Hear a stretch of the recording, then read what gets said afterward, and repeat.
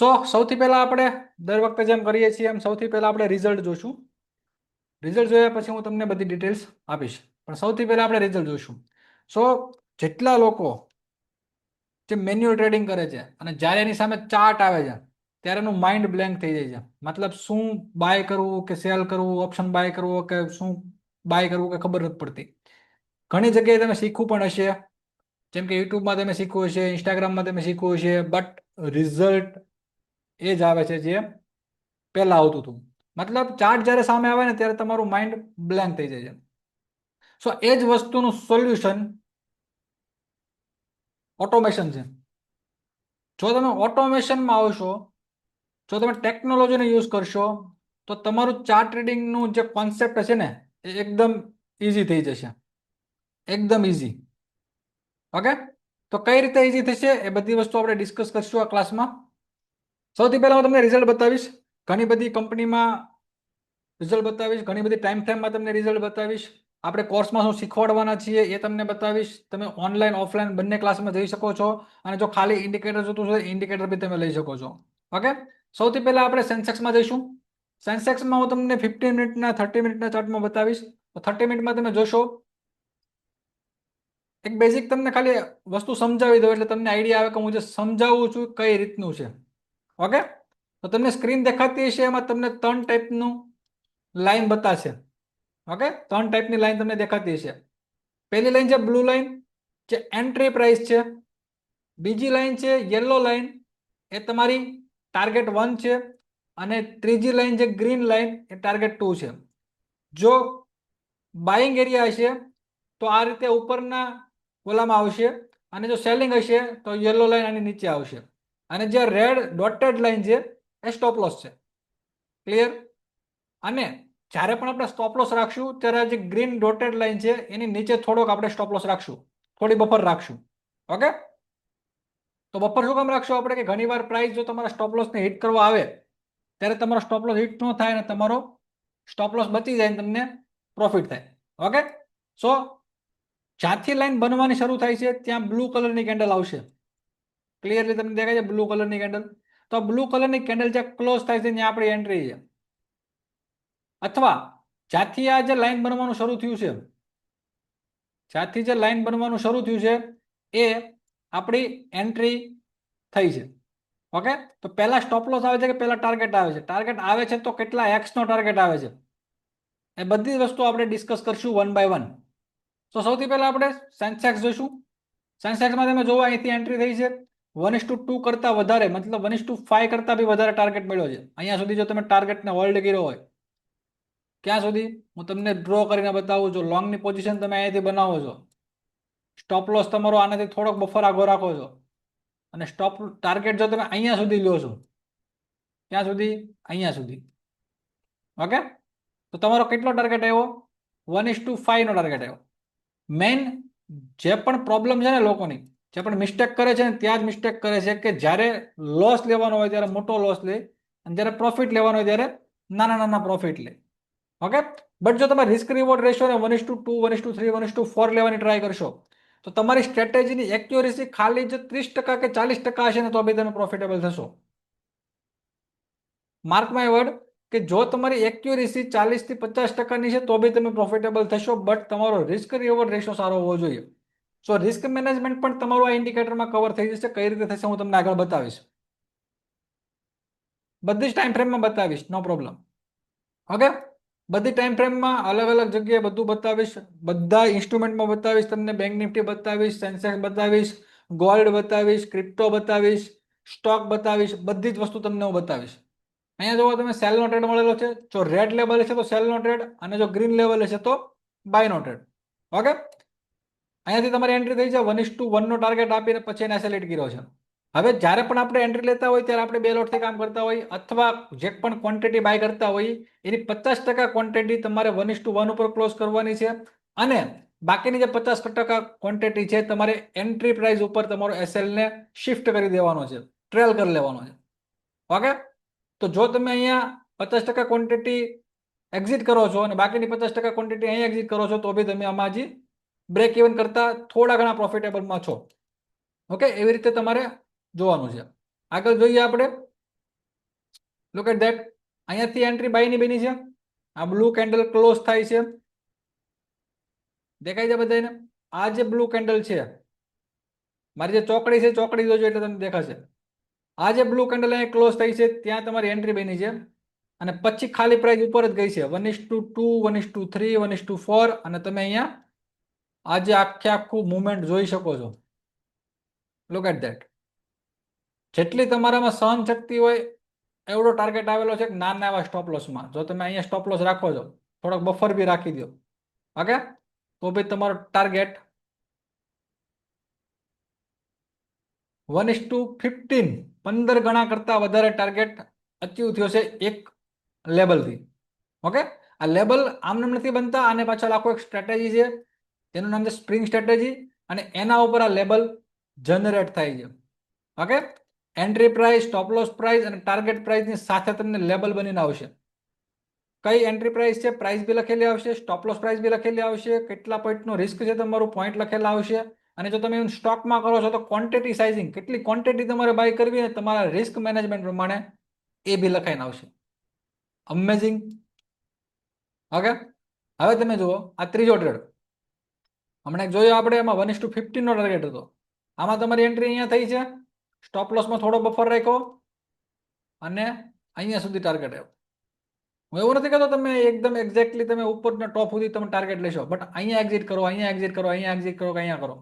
1:2 કરતા તો વધારે આવ્યો ને, તો બી તમારી સ્ટ્રેટેજીની એક્યુરેસી જો 50% કરતા ઓછી હશે ને તો બી તમે પ્રોફિટેબલ બની શકો.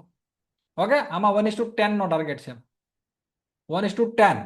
ઓકે, 1,000 રૂપિયાના ઇન્વેસ્ટમેન્ટ સામે તમને 10,000 રૂપિયા મળે છે. 1 લાખના રિસ્ક સામે તમને 10 લાખ રૂપિયા મળે છે, જેવડું તમારું રિસ્ક. ઓકે, આ લેબલ મેં ડ્રો નથી કર્યા, ઓટોમેટિક ઇન્ડિકેટરે ડ્રો કર્યા છે. જેવું ઇન્ડિકેટરને બંધ કરીશ એટલે લેબલ ગાયબ થઈ જશે, ઇન્ડિકેટરને ચાલુ કરીશ એટલે લેબલ આવી જશે. ઓકે, કઈ રીતે લેબલ બને છે એ બી તમે જોઈ શકો કે સ્ટ્રેટેજીમાં અહીં તમે જોશો, હું રિપ્લે મોડનો યુઝ કરી એટલે તમને આઈડિયા આવે કે કઈ રીતે ઇન્ડિકેટર વર્ક કરે છે. ગમે ત્યાં લેબલ નહીં બને, જ્યાં ઓપોર્ચ્યુનિટી બનતી છે, સારી ઓપોર્ચ્યુનિટી બનતી છે, ત્યાં જ તમારું લેબલ જનરેટ થશે. ઓકે, અહીંયા તમે જોશો હમણાં મેઇનલી આપણે 7 વસ્તુ ચેક કરીએ છીએ. જ્યારે કોઈ બી ઝોન બનતો હોય ત્યારે મેઇનલી આપણે 7 વસ્તુ ચેક કરીએ છીએ. એમાંથી 7 વસ્તુમાં જો 1 માર્ક અથવા 2 માર્ક હશે ને, મતલબ ટોટલ બધામાં અહીંયા ગ્રીન અથવા યલો હશે, અને ટોટલ માર્ક 10 કરતા વધારે હશે, મતલબ 7 વસ્તુ પાસ થાય તો જ આ લેબલ બનશે. તો અહીંયા આપણું લેબલ બન્યું. ઓકે, આની પહેલાની કેન્ડલમાં લેબલ નહોતું આવતું, મેં એક કેન્ડલ આગળ કરી એટલે લેબલ આવ્યું. ઓકે, તો આવી રીતે આ લેબલ બનશે ને આવા તમને ટાર્ગેટ મળવાની શક્યતા છે. જો અહીંયા પ્રાઇસ આવી હોત તો આ ઝોનનું લેવલ બી સારું જ છે, તો બી તમારા લેબલ બનત. ઓકે, બટ એની પહેલા જઈને ટાર્ગેટ આપણને બહુ મસ્ત આપ્યો. યુ કેન સી આ હતું સેન્સેક્સ. હવે બેંક નિફ્ટી જોઈએ આપણે.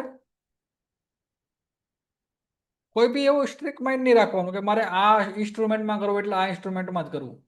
જ્યાં તમને ઓપોર્ચ્યુનિટી મળે ને ત્યાં તમારે કરવાનું છે. લાઈવ માર્કેટમાં દેખાય ત્યારે ખબર પડે ને સર. યસ મારો ભાઈ, જો આ લાઈવ માર્કેટનું જ છે. બેંક નિફ્ટીમાં અત્યારે જે હાલ ટ્રેડ ચાલે છે, ઓકે, એ લેબલ ક્યારે બન્યું?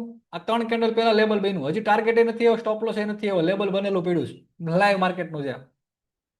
ઓકે, તો લાઈવ માર્કેટમાં બને તો આવી રીતે જ લેબલ બનશે, નો પ્રોબ્લેમ. લેબલ સિવાયનું બી ઘણું બધું છે, પણ આ તો જેને હાવ મહેનત જ નથી કરવી એને ઓટોમેટિકલી ઇન્ડિકેટર કરીને આપે છે કે આ કઈ રીતે લેબલ બને છે. ઓટોમેટિક ઇન્ડિકેટર કરીને આપે છે. ઓકે, આમાં બી તમે જો બેંક નિફ્ટીમાં બી, બેંક નિફ્ટીમાં અત્યારે લેબલ બનેલું છે 30 મિનિટમાં. ઓકે, બેંક નિફ્ટીમાં 30 મિનિટમાં લેબલ બનેલું છે. અત્યારે સેલનો ટ્રેડ એક્ટિવ છે. અહીંયા તમે જો બીજો એક સેલનો ટ્રેડ છે. પહેલા કીધું એમ ઇન્ડિકેટર ચાલુ હશે તો લેબલ આવશે, ઇન્ડિકેટર બને છે લેબલ નહીં આવે. મતલબ ઇન્ડિકેટરના લેબલ છે, મારું પોતાનું કંઈ બનાવેલું નથી. સ્ટ્રેટેજી પ્રમાણે, સ્ટ્રેટેજીમાં અહીંયા જો 10 માર્ક કરતા વધારે હશે તો જ અહીંયા લેબલ બનશે. ઓકે, સો અહીંયા તમે જોશો તો સેલનો ટ્રેડ અહીંયા તમને મળ્યો છે, અને 1:2, 1:3 નો ટાર્ગેટ અહીંયા મળ્યો, એક્ઝિટ. ઓકે, અથવા તમે ટ્રેલ સ્ટોપ લોસ કરી શકો. પછી શું થાય નથી જોવાનું.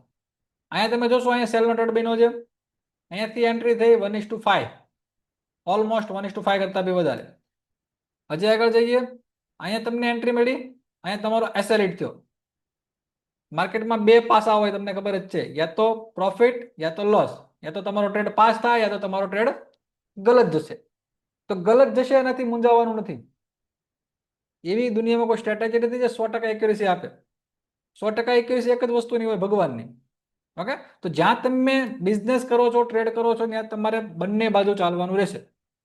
પણ જો તમારું રિસ્ક મેનેજમેન્ટ પ્રોપર હશે તો તમારી એક્યુરેસી મેં તમને કીધું એમ 50% કરતા ઓછી હશે તો બી તમે પ્રોફિટેબલ બની શકશો. મેઇન રીઝન છે કે તમારું રિસ્ક મેનેજમેન્ટ પ્રોપર હોવું જોઈએ. જો તમે એક્ઝિટ કરી દો છો તો કઈ પ્રોબ્લેમ નથી, પણ જો તમે અહીંયા સુધી લોસ લેવા માટે ઉભા રહ્યો છો તો શું થાય? તો તમારે જ્યારે પ્રોફિટેબલ વાળો ટ્રેડ હોય ને એ તમારો રિસ્ક કવર જ ન કરી શકે, તમારો લોસ કવર ન કરી શકે. એટલા માટે જ્યારે તમે ઊંધા પડો છો, જ્યારે તમારી સ્ટ્રેટેજી ઊંધી પડે છે, ત્યારે તમે લોસ બુક કરતા શીખો. ઓકે, આગળ જોઈએ. અહીંયા તમે જોશો 1:1 નો ટાર્ગેટ આવ્યો છે આવી રીતે. હવે આપણે ગોલ્ડ જોઈએ. ઇન્ડિકેટરનો મતલબ છે તમારું જે સ્ટ્રેટેજી છે તમને તમારી સ્ટ્રેટેજીને એકદમ ઇઝી કરીને આપે. હવે આનો આ સ્ટ્રેટેજી તમે મારી પાસે 1 મહિનો બેસીને શીખો છો ત્યારે તમે જાતે નક્કી કરી શકો કે ભાઈ અહીંયા બાઇંગ થાય એમ છે કે સેલિંગ થાય એમ છે. બટ એ જ વસ્તુ તમારું ધ્યાન, બધી એક એક વસ્તુનું ધ્યાન, તમે 7 વસ્તુ આપણે ચેક કરીએ છીએ, તો 7 વસ્તુનું ધ્યાન, ઝોન ક્યાં ડ્રો કરવો એનું ધ્યાન, એ બધું ઇન્ડિકેટર રાખે ઓટોમેટિક.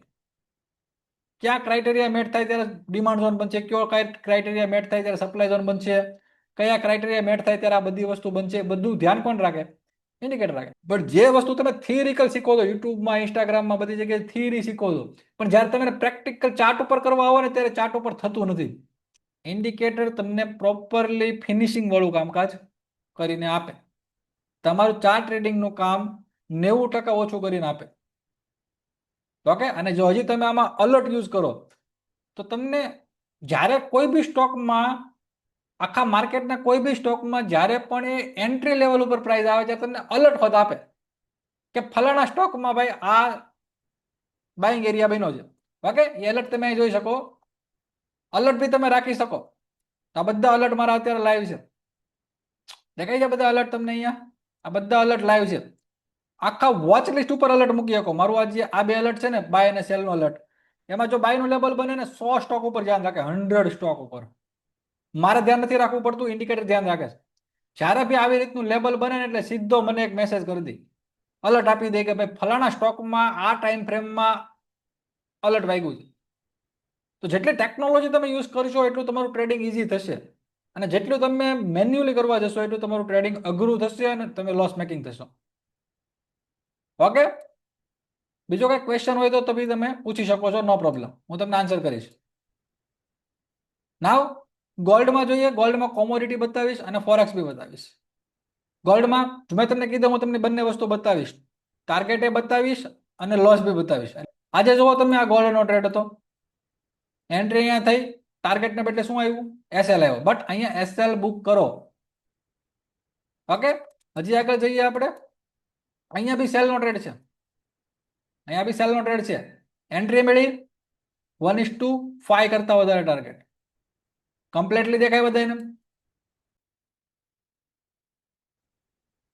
અહીંયા તમે જોશો, અહીંયા તમને એન્ટ્રી મળી છે 1:2 નો ટાર્ગેટ, ડન. અહીંયા તમે જોશો, અહીંયા એન્ટ્રી મળી છે 1:15 કરતા વધારે ટાર્ગેટ હશે, આઈ થિંક સો. અહીંયાથી હું લોંગ પોઝિશન બનાવું છું, સ્ટોપ લોસ મારો બફર થોડોક રાખું છું.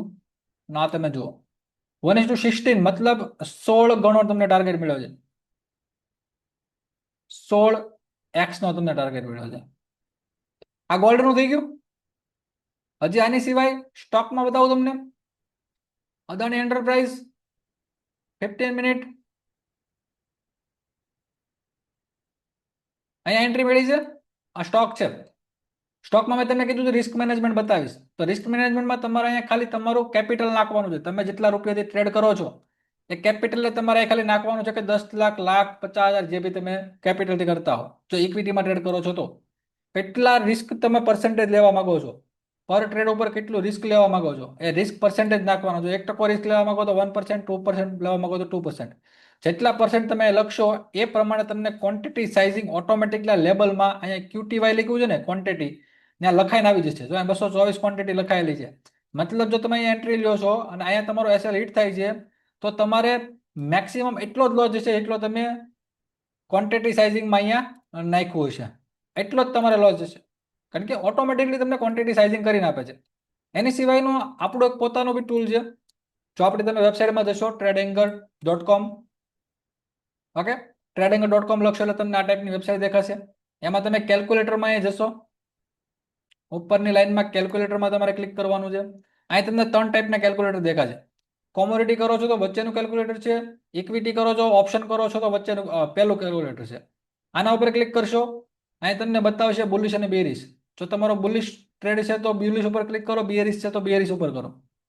કેપિટલ નાખો, રિસ્ક પર્સન્ટેજ નાખો અને ખાલી એન્ટ્રી પ્રાઇસ ને સ્ટોપ લોસ પ્રાઇસ નાખશો એટલે ઓટોમેટિક અહીં ક્વોન્ટિટી સાઇઝિંગ થઈને આવશે.